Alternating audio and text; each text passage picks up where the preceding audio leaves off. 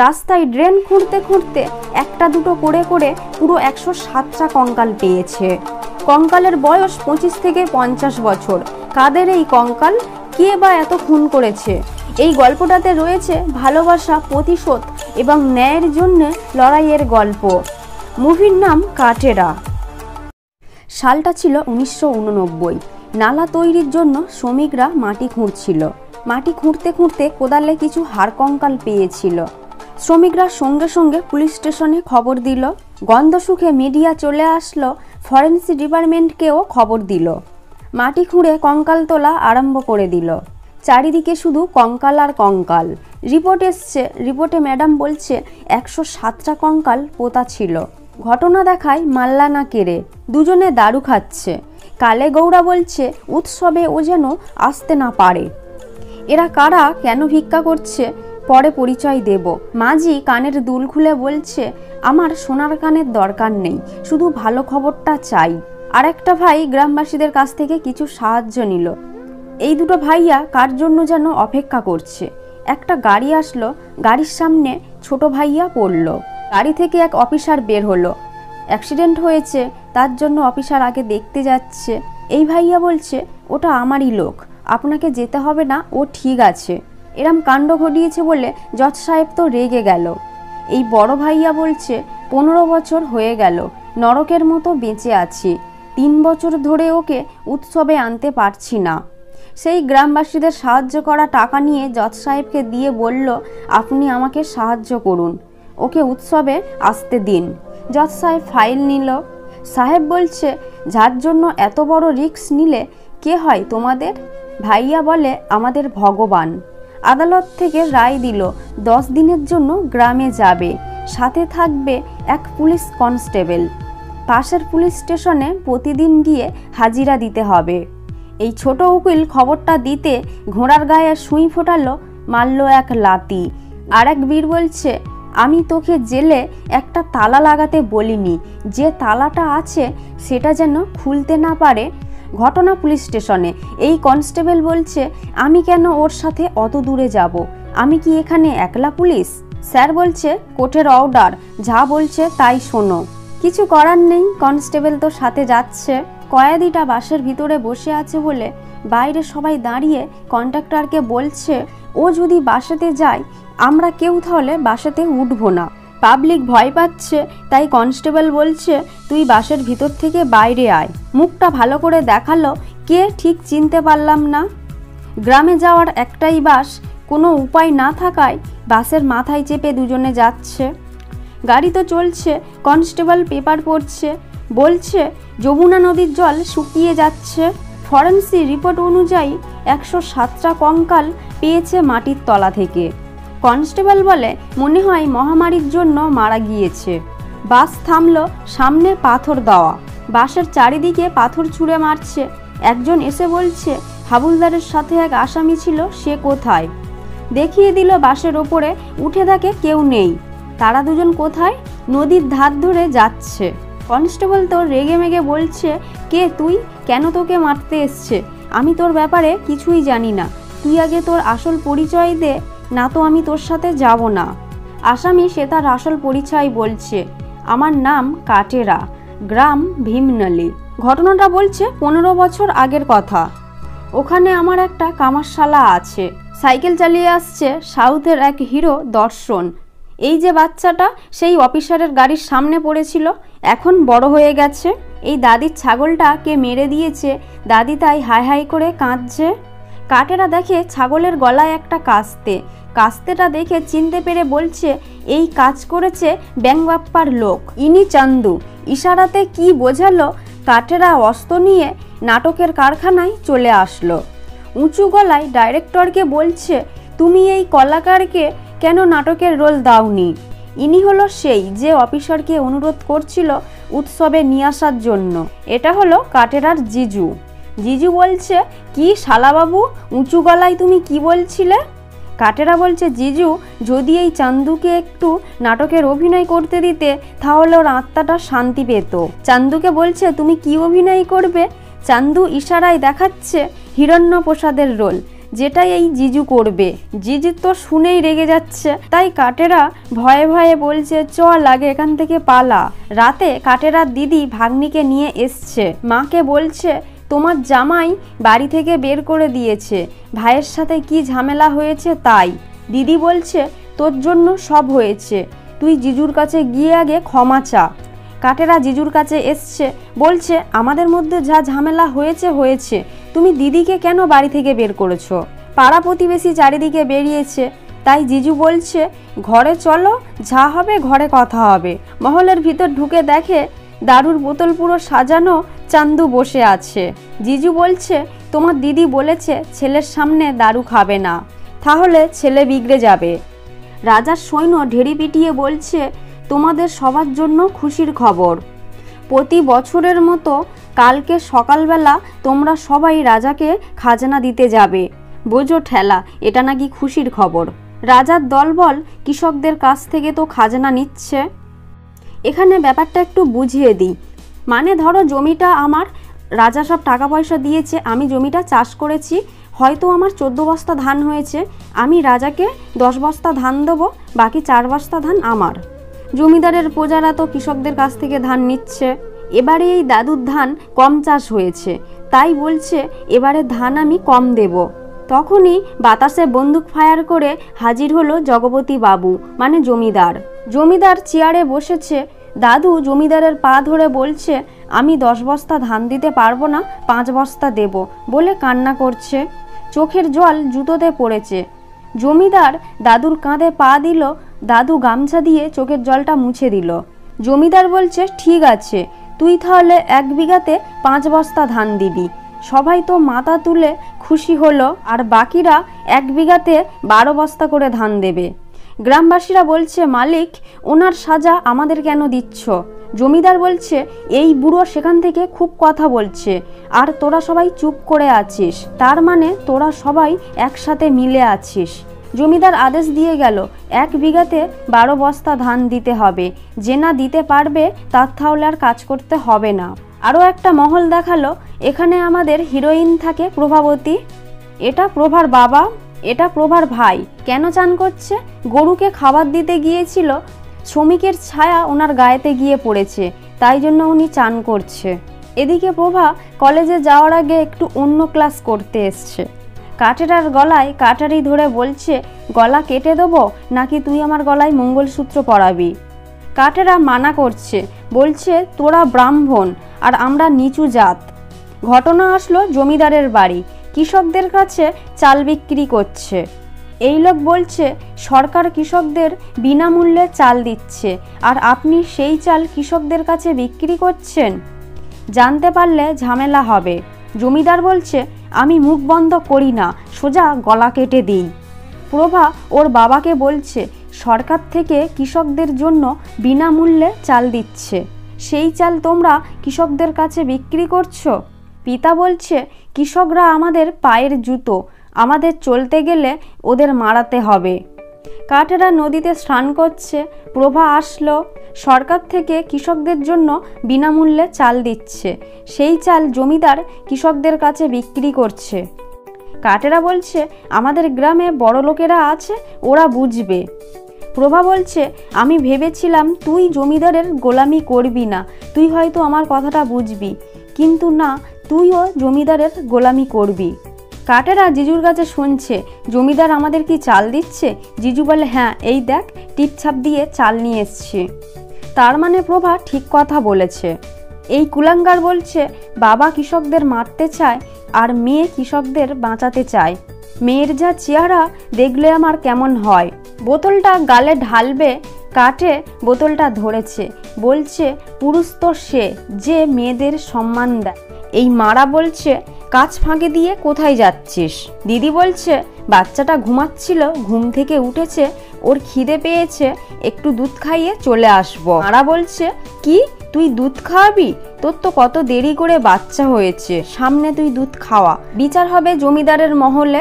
কাটে এসছে দিদির কাছে, জিজুর কাছে শুনছে কি হয়েছে। জিজু বলছে মারা তোমার দিদিকে বলেছে বুড়ি গাই। কথা শুনে মারল মারার বুকে লাথি। সবাই মিলে কাটেকে ধরে আছে। মারা তো গালে থেকে খৈনিটা ফেলে দিল। ছুটে এসছে মারা, কাটে দিল এক ঠোকর। পা ধরে হিড়ির করে টেনে এমনভাবে গলা চাপলো হাড় গোড় ভাঙার শব্দ হচ্ছে। জিজু তো বলছে ছেড়ে দে, ও মারা যাবে। বন্দুকের শব্দ করে জমিদার বাবু হাজির হলো। কাটেকে বলছে তুই কোথায় দাঁড়িয়ে কি করছিস জানিস? কাটে বলছে এ আমার দিদির সাথে খারাপ ব্যবহার করেছে। জমিদার বলছে তার জন্য আমি আছি, পঞ্চায়েত আছে, ওকে সাজা দেওয়ার তুই কোন রাজার ছেলে? কাটে বলছে মেয়েদের ওপর অন্যায় করলে রাজা মহারাজাদের দরকার লাগে না, একজন শক্তিশালী পুরুষই যথেষ্ট। জন্ম থেকে কিছু ছিল না, এই জাতপাত তোমরা শুরু করেছো। জমিদার বলে মুখ বন্ধ কর, আমাকে উপদেশ দিস না। মারা কি তোর বোনের গায়ে হাত দিয়েছে? তখন দিদি চুপ করে আছে। কাটে মারার গলা থেকে হাতটা ছেড়ে দিল। মুখ চেপে চোখ উবড়ে ফেলে বলে আমি এর চোখ উবড়ে দিলাম, কারণ এর নজর খারাপ। জমিদার বলে আমার চৌকাটে দাঁড়িয়ে আমার লোকের চোখ উবড়ে দিস, তোর এত সাহস? দিদি বলে মালিক ওকে ক্ষমা করে দাও। জমিদার বলে ক্ষমা করে দিতে পারি যদি মালাম্মার উৎসবে গিয়ে ওলেমারিকে নিয়ে আসতে পারে। কাটেরার বাড়িতে সবাই চুপচাপ বসে আছে। কাটে কাঠ খাদি করে ঘরে এসছে। দিদি বলছে একটা ভুলের জন্যে পুরো গ্রাম পুরো চুপচাপ হয়ে গেছে, তুই উৎসবে যাস না। কাটে দিদিকে বলছে এতদিন ধরে শুনে আসছি বড় জাত ছোট জাত, আমি ভাই হয়ে দিদির রক্ষা করতে পারবো না? তুই কি ভাবছিস আমরা বেঁচে আছি? রাস্তা দিয়ে আমরা হাঁটতে পারি না। এই যে জল আমাদের জন্য না, ফসল চাষ করছি খাচ্ছে ওরা, আমরা জুতো তৈরি করছি পায়ে দিচ্ছে ওরা, মন্দিরের ভেতর ঢুকতে দেয় না।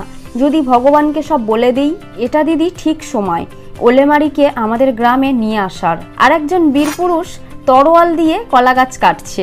আরে ওটা তো কাস্তে দিয়েও কাটা যায়। বীরপুরুষ বলছে পাথরে ছোঁয়ালে দুখাদি হয়ে যাবে, তাহলে পাথর কেটে রাখা, কলা গাছ কেন? চলে আসলো কাটে। কাটেরার তৈরি একটা তরোয়াল কাটে হাতে ধরে বলছে তরোয়াল গয়নার মতো দেখলে হবে না, তরোয়াল তৈরির সময় কতটা আঘাত করেছে সেটা দেখতে হবে।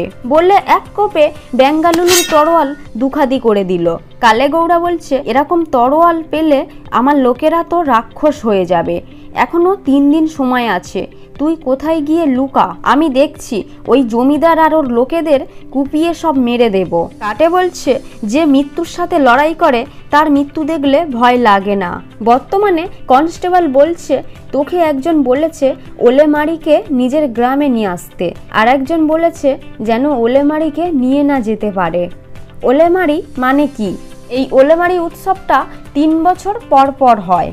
কালে গৌড়া যে গ্রামে আছে ওই গ্রামে 15 বছর ধরে ওই ষাঁড়টা ওখানে আছে। ওই ষাঁড়টা দেবীর সামনে এক কোপে বলি দিয়ে থালাতে কিছুটা রক্ত ধরবে, ওই রক্তটার নাম ওলেমারি। আশেপাশে আরও 4-5টা গ্রামের লোকেরা আছে। ওই যে থালাতে রক্তটা আছে ওই রক্ততে হাত ডুবিয়ে হাতটা উঁচু করে নিজের গ্রামে যেতে হবে। ভাবছো এটা সহজ, রক্ততে হাত ডুবিয়ে নিজের গ্রামে হাত উঁচু করে চলে যাব? কিন্তু এরকমটা না, তুমি রাস্তা দিয়ে যাবে, ওই যে 200টা তরোয়াল করেছে কি শুধু শুধু, আশেপাশের গ্রামে যত যা লোক আছে তোমাকে মারবে। আবার পুরুষ না পারলে মহিলারা চোখে লঙ্কার গুঁড়ো দেবে। তাই 15 বছর ধরে কালে গৌড়ার গ্রামে ওলেমারি আছে। আচ্ছা এবার ওলেমারি পুজোতে আসি। এক কোপে ষাঁড়টাকে বলি দিল। পুরোহিত বলছে কারোর সাহস আছে ওলেমারিকে নিজের গ্রামে নিয়ে যেতে?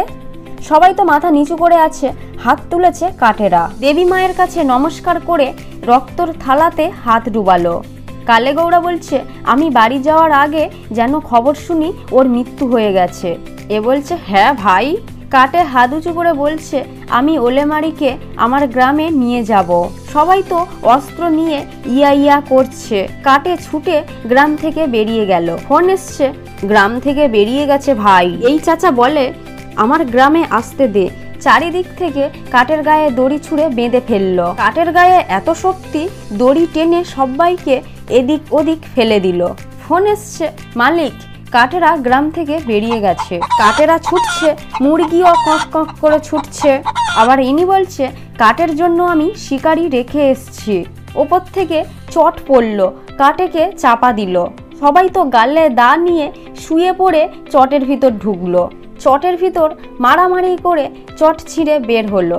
ফোন এসছে, ফোনটা কানে ধরে হ্যাঁ করে উঠল। পাশের গ্রামে কুস্তির দলে গিয়ে পড়লো। সবাই তো মাঠটার খেলো। পাশের গ্রামে আসলো, সেখানে মেয়েরা হাতে লঙ্কার গুঁড়ো নিয়েছিল। কাটেরা আসতে চোখে ছুঁড়ে মারল লঙ্কার গুঁড়ো। সূর্য ডুবে যাচ্ছে। পুরোহিত বলছে যদি ওলেমারিকে না নিয়ে আসে তাহলে পরের বছরও মালম্মার উৎসব হবে। কাটেরার চোখ জ্বালা করছে। কাটেরার দিদি চোখে জলের ঝাপটা দিল। গাড়ির চাকা খুলে সবাইকে মারল। কাটে চলে আসলো। গ্রামবাসীরা তো সবাই খুশি।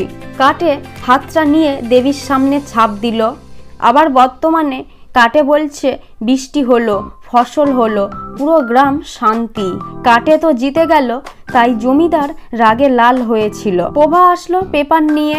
পেপারে লেখা আছে রাষ্ট্রপতি ঠিক করেছে যারা জমিতে হাল দিচ্ছে জমি তাদের নামে করে দেবে। সরকারের এই আইন পাস হওয়াটা কৃষকদের বলছে। এই দাদু বলছে চুপ করো, যদি জমিদার জানতে পারে তাহলে 12 বস্তা ধানের বদলে 16 বস্তা দিতে হবে। প্রভা বলছে এটা গ্রামে বসে পঞ্চায়েতের লোকেরা ঠিক করেনি, সরকার ঠিক করেছে। বিশ্বাস না হয় তো চলো আমার সাথে পঞ্চায়েতে। সবাই মিলে পঞ্চায়েতে আসলো। স্যারকে সরকারের এই খবরটার কথা বলছে। ঘুষখোর স্যার উল্টে বলছে সরকার এমন আইন চালু করেছে আপনারা খাবার খাওয়ার পর আপনাদের যেন টাকা দিচ্ছে। কাটেরা আসলো, একটু মারের ভয় দেখালো। ঘুষখোর একটা পেপার দিল। গ্রামবাসীকে প্রভা এই সরকারের আইন নিয়ে বলছে। কৃষকরা বলছে যদি জমিদারের বিরুদ্ধে যাই, যেটুকু জমি চাষ করছি সেটা যদি নিয়ে নেয়। প্রভা বলছে এই ভয়ের জন্যই তো জমিদার তোমাদের পিছে মারছে। জমিদারের এক চামচা ঢেড়ি পিটিয়ে বলছে কাল জমিদারের ঘরে খাজনা দিতে সবাই চলে যাবে। জিজু বলছে এটা অপরাধ, এখনো তো ফসল ওঠেনি, সরকার এত বড় রায় দিয়েছে, সব জমিদাররা মিটিং করছে। এই লোক বলছে এই আইন তো সরকার অনেকদিন আগেই ঠিক করেছে, আর তোমাদের গ্রামেরই তো কৃষক, জমি ওদের দিয়ে দাও। ঘটনা আসলো বাইরে। কাটে বলছে তোরা বলেছিস কাল আসতে, আমরা আজ এসছি। এখন থেকে যে হাল দেবে সেও মালিক হয়ে যাবে। এই চাচা বলছে কাটে তুই এত কিছু বলছিস, জমিদার চুপ কেন? তার মানে এই আইন চালুটা ইনিও জানে। বর্তমানে ম্যাডাম বলছে পুলিশকে এই কঙ্কাল যাদের তাদের বয়স 25 থেকে 50-এর মধ্যে। কঙ্কালের হাড়গোড় সব ভাঙা। এদিকে জমিদাররা মিটিং করছে। কৃষকদের যে পাটটা আমরা নিয়ে রেখেছি সেগুলো এখন ফাঁস হয়ে গেছে। ম্যাম বলছে এই দেখো স্যার খুলি ভাঙা। 107টা কঙ্কালের সবার হাড়গোড় ভাঙা আছে। জমিদার গর্জন করে বলছে কৃষকরা বেঁচে থাকলে তবে তো মালিক হবে। এই পুলিশ বলছে ম্যাম কিভাবে মৃত্যু হয়েছে কে বা তদন্ত করবে, আপনি প্রাকৃতিক মৃত্যু বলে চালিয়ে দিন। ম্যাম বলে এটা 15-20 বছর আগের ঘটনা, যে মেরেছে সে এখনো বেঁচে আছে, সত্যিটা সবার সামনে আনবো। স্যার বলছে এই কঙ্কাল দেখে ধরতে পারবে এই হত্যাটা কে করেছে? এই স্যার বলে এটা আমাদের ধরতে হবে। দরজা টকটকের শব্দ। কাটে আগুন লিভিয়ে দিল। একদল লোক আসলো। কনস্টেবলকে বলছে ওকে হাতকড়া পরিয়ে আমাদের সামনে নিয়ে আয়। তাই করলো। কাটেকে দেখে এই টাগলা বলছে আমি ভেবেছিলাম কোনো শক্তিশালী লোক, এ তো বুড়ো, ওকে ছাড়বো না, তোমাকেও ছাড়বো না। তুমি পুলিশ, পরে আমাদের প্রমাণ দেবে, ঘাস দিয়ে ওকে বাঁধ। কনস্টেবল তো কাঁপতে কাঁপতে বলছে আমি ওকে চিনি না, তোমাদেরও চিনি না। কাটে বলে ওকে ছেড়ে দাও। টাগলা তো শুনতে পায় না, লোক পাঠালো কি বলছে শোনার জন্য। কাটে এমন মাথা দিয়ে ঠোকর মারল, হাত থেকে আগুনের লাঠি গিয়ে ঘরেতে পড়ল। পুরো ঘরটা আগুন ধরে গেল। বাবা, নায়কের তো অন্যরকম শক্তি, হাত বাঁধা তবুও গাল দিয়ে পা দিয়ে সবাইকে বেশ কোচাকুচি করল। কালে গৌড়া বাচ্চাদের চাবুক মারছে, কেন? কাটেকে মারতে পারেনি বলে। কনস্টেবল বলছে আমার বাচ্চার জন্ম হতো আর আমার মৃত্যু হতো, আমি বলছি ফিরে চল। কাঠে বলে তুফানের ভয়ে কি নিঃশ্বাস নেওয়া বন্ধ করে দেব না? আবার অতীতের ঘটনা বলছে গাড়ি করে কোণে আসছে। কে? প্রভা। গাড়ির সামনে কাটেরা দাঁড়িয়ে আছে সাইকেল নিয়ে। জিজু এসে বলছে আপনার মেয়ে প্রভা আর কাটেরা দুজন দুজনকে ভালোবাসে। পিছন থেকে একজন বলছে ফালতু কথা বলিস না। প্রভার ভাই বলে আঙ্কেল এ কাটেরা ওলেমারি নিয়ে এসছে। আঙ্কেল তো চুপচাপ গাড়িতে বসলো, প্রভাকে সামনে নিয়ে আসলো, বলছে পরিবার নাকি ওই অচেনা ছেলেটা। প্রভা পা বাড়িয়ে কাটেরার দিকে চলে গেল। প্রভার বাবা বলছে সবাই শোনো, আজ থেকে প্রভা মারা গিয়েছে। প্রভা ছোটবেলার কথা ভাবছে। ঘোড়ার গাড়িতে করে প্রভা তার মা আসছিল। কি হলো শব্দ হলো। কাটে এসে দেখে প্রভা মাটিতে পড়ে আছে, গাড়ির চাকা খুলে আছে। হসপিটালে নিয়ে গেল। এই নার্স ডাক্তারকে বলছে এ রক্ত দিচ্ছে, যদি জানতে পারে তাহলে তো ক্ষতি হবে। সেখান থেকে কাটের পিছনে প্রভা পড়ল। প্রভার ভাই পাদ্দু বলছে মা তোর জন্য কাপড় পাঠিয়েছে। কাটে পাদ্দুর মোটর সাইকেলের সামনে একটা অস্ত্র বেঁধে দিল, এই অস্ত্রটা মাথায় রাখবে। জিজু একটা কাগজ নিয়ে এসছে, আমি নাটক করব। চান্দু তো কান্না করছে। চান্দু হাতে গদা নিয়ে হিরণ্যপ্রসাদের নাটক করছে, এমনকি মাইকের সামনে কথা বলছে। আসলে স্টেজের বাইরে কাটেরাই কথাটা বলছে, আর জিজুর হাত মুখ বেঁধে রেখেছে। চান্দুর নাটক দেখে সবাই হাততালি দিচ্ছে, সিটি দিচ্ছে। এটা দেখে চান্দু কাঁদতে কাঁদতে কাটের কাছে আসলো। জিজু বলে তুই আমার হাত কেন বেঁধেছিস? তোর অভিনয় দেখে আমি হাততালি দিতে পারিনি, তাই রাগ হচ্ছে। আর একদিকে সব জমিদাররা একসাথে, জমিদারদের কথা কৃষকদের জমি দেব না। আর এক চামচা বলছে মালিক কৃষকদের জমিতে লাভতে দেব না, কাটেরা থাকলে তো হবে না। নাঙল পুজো দিল। কাটেরার বাড়িতে পুলিশ আসলো। চারিদিক খোঁজাখুঁজি করে একটা বস্তায় কি পেয়েছে বাইরে এসে ঢাললো, দেখে চন্দন কাঠ। পুলিশ বলছে তোর সাহস আছে, পুলিশ স্টেশন চল। স্টেশনে কাটেকে নিয়ে এসে বেশ মারধর করছে। কাটেকে দেখতে এসছে বাড়ির লোক। কাটে বলছে আমার যা হয় হোক, কৃষকদের কাজ না যেন থামে। গ্রামে কাটেরা নেই, তাই জমিদারের ছেলেরা গ্রামবাসীদের ঘর থেকে বের করে মারধর শুরু করেছে। আর ওই দিক প্রভা উকিলদের কাছে যাচ্ছে। সব উকিলের একই কথা, এটা চন্দন কাঠের কেস, আমি নিতে পারবো না। প্রভা কোনো উপায় না পেয়ে বাবার বাড়িতে আসলো। বাবা তার স্ত্রীকে বলছে শরবত নিয়ে আসো। প্রভা কাটেরার কথা বলছে। প্রভার মা গ্লাসে শরবতটা দিতে যাবে, বাবা বলছে তুমি জানো না বাইরের লোকের জন্য বাইরে গ্লাস আছে। প্রভাকে অনেক অপমান করে তাড়িয়ে দিল। চান্দুর মুখ দেখালো। ঘটনা চলে আসলো রাতে। চাচারা বলছে আমাদের সাহস ছিল কাটেরা, সে এখন জেলে। জমিদারের সাথে কথা বলি, যা চায় তাই দিয়ে ভালো, আবার চাষ করা শুরু করি। সকালবেলা এই দাদু নাঙল নিয়ে জমিতে যাচ্ছে। দাদুর পিছনে আরো গ্রামবাসীরা নাঙল নিয়ে আসছে। এই চামচা পিছনে সরছে আর বলছে হঠাৎ এত শক্তি আসলো কোথা থেকে? দেখে কাটেরা হাতে অস্ত্র নিয়ে আসছে। ঘটনা দেখালো জেলে। পুলিশ বলছে তোমার দোষ একজন নিয়েছে, চান্দু। কাটেরা গ্রামবাসীদের বলছে আমরা সবাই যদি একসাথে হই তাহলে পাহাড় টলিয়ে দিতে পারবো। আর এই জমিদার কে? সবুজ ঝান্ডা পুঁতে দিল জমিতে। চারিদিকে জমিতে সবুজ ঝান্ডা দিয়ে কৃষকরা দখল করছে। প্রভা বলছে স্যার গ্রামবাসীদের ওইটুকু জমি যদি হারিয়ে ফেলে না খেতে পেয়ে মারা যাবে, তাই দখল করছে। স্যার বলছে এটা সাধারণ অধ্যায় না, সরকারের আইন।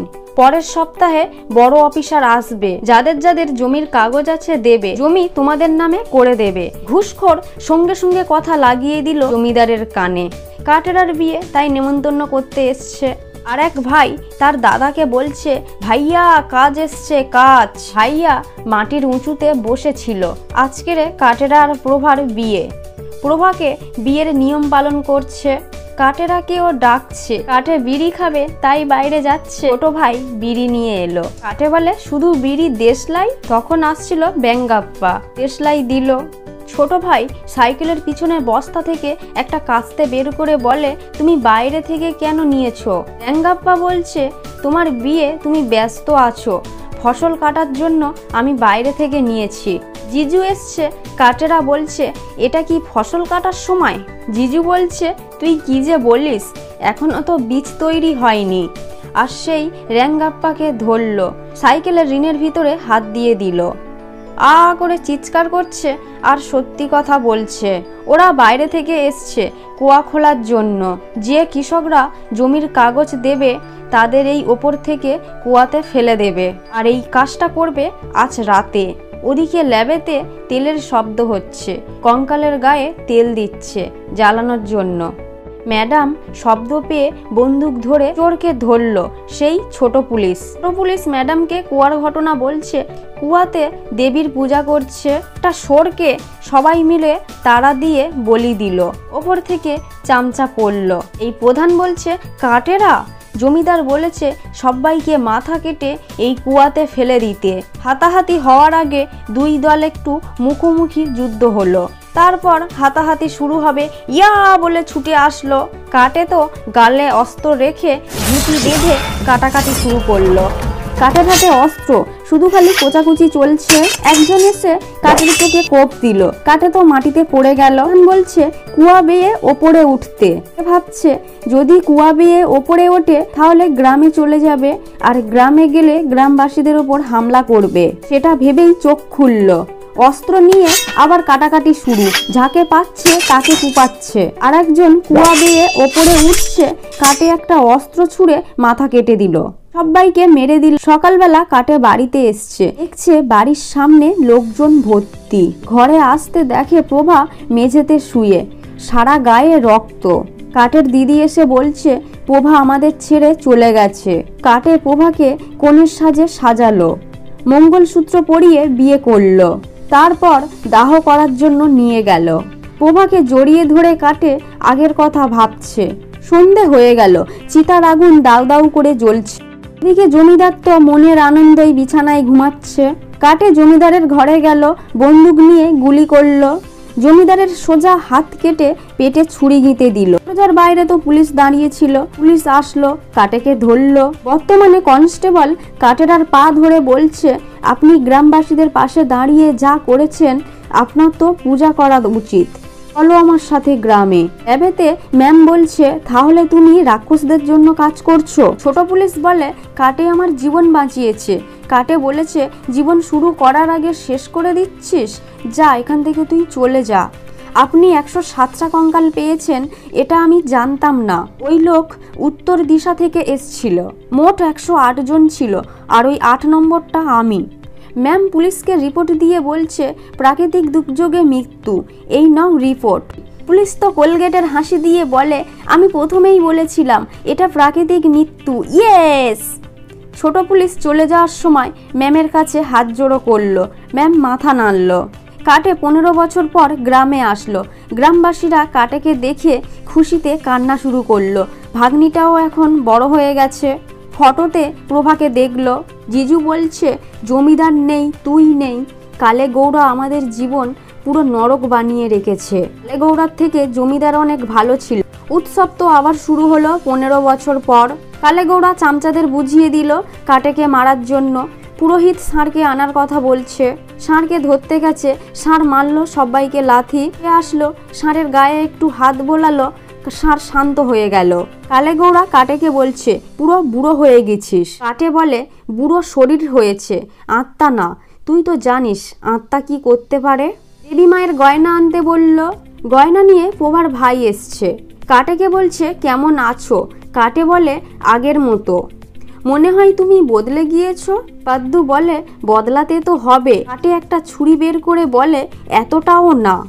ছুরিটা দেখে পাদ্দু আগের কথা ভাবছে, প্রভা কিভাবে মারা গিয়েছিল। পাদ্দু প্রভাকে বলেছে মা তোর জন্য রাস্তায় দাঁড়িয়ে আছে বলে মিথ্যা কথা বলে বাড়ি থেকে বের করে এনেছে একটা ফাঁকা রাস্তায়। একটা ছেলে দেখতে পেয়েছে। প্রভা এসে মা মা করে ডাকছে। বলে না প্রিয়জন পিছন থেকে ছুরি মারে, তাই করলো প্রভার ভাই। পাদ্দু প্রভার পিছন থেকে ছুরি মারল। পাদ্দু বলে কষ্ট হচ্ছে, দেখ পিছন থেকে কেউ ছুরি মারলে কেমন হয়। যে পরিবার তোকে বড় করেছে তুই মাথা নত করে চলে গেছিস। প্রভা তো ওর ভাইয়ের পা ধরে বলছে আমাকে যেতে দে, আজ আমার বিয়ে, কাটেরার সাথে আমাকে বাঁচতে দে। এই ভাই ছুরিটা দিল। কাটের মনে পড়ে গেল প্রভার ভাই প্রভাকে মেরেছে। সঙ্গে সঙ্গে পাদ্দু ছুরিটা তুলে কাটেরার বুকে মেরে বলে হ্যাঁ আমি মেরেছি, ভালোবাসার থেকে সম্মান বড়। ঘরের মেয়ে যদি মারা যায় সহ্য করে নেওয়া যাবে, কিন্তু তোর মতো কৃষকের সাথে চলে গেলে সারা জীবন অপমান সহ্য করা যাবে না। কাটেকে মারতে গেছে পাদ্দু, কাটে বাহুবলীর মতো চাগিয়ে ছুঁড়ে ফেললো, দেবী মায়ের সামনে বলি দিল। কাটে বলে, যে লোহা তৈরি করে তাকে কামার বলে, যে কাপড় জামা কাচে তাকে ধোপা বলে, যে জুতো সেলাই করে তাকে মুচি বলে, যে চাষ করে তাকে কৃষক বলে, যে মন্দিরে পুজো করে তাকে পুরোহিত বলে। তাহলে আমাদের তো কাজেতেই পরিচয়। এই কাজটাকেই তোমরা বড় জাত ছোট জাত মনে করো। সৃষ্টিকর্তার কাছে আমরা সবাই সমান, কেউ উঁচু জাত নিচু জাত না। ষাঁড়টাকে ছেড়ে দিল, লাল হাবিরে হাত দিয়ে হাতটা উঁচু করলো, সবাই হাতে থেকে অস্ত্র ফেলে দিল। পুলিশের গাড়ি আসলো, কাটেকে নিয়ে চলে গেল। সবাই হাত জোড় করে নমস্কার করছে। এত সুন্দর মুভিটা এখানে শেষ হলো। ভিডিওটা তো এখানে শেষ হয়ে গেল। একটা লাইক দাও, হিহিহি, আর চ্যানেলটাকে সাবস্ক্রাইব করো। তো দেখা হচ্ছে খুব তাড়াতাড়ি পরের ভিডিওতে।